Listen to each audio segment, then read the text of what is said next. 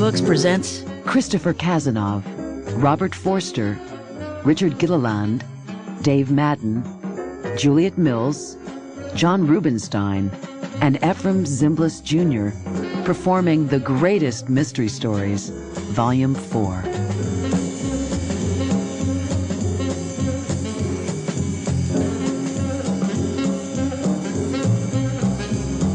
The Case of the Pietro Andromache by Sara Paretsky.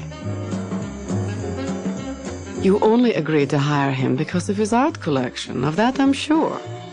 Lottie Herschel bent down to adjust her stockings.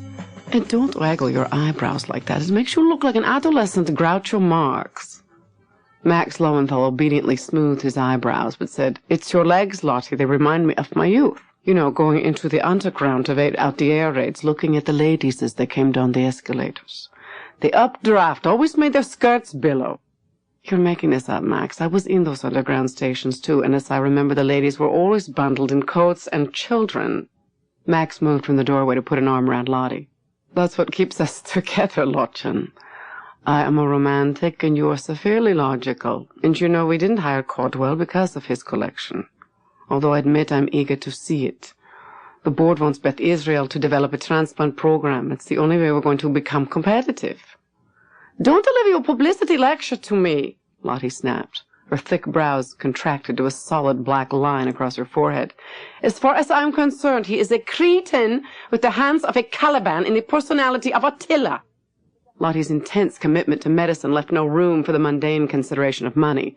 But as the hospital's executive director, Max was on the spot with the trustees to see that Beth Israel ran at a profit, or at least at a smaller loss than they'd achieved in recent years.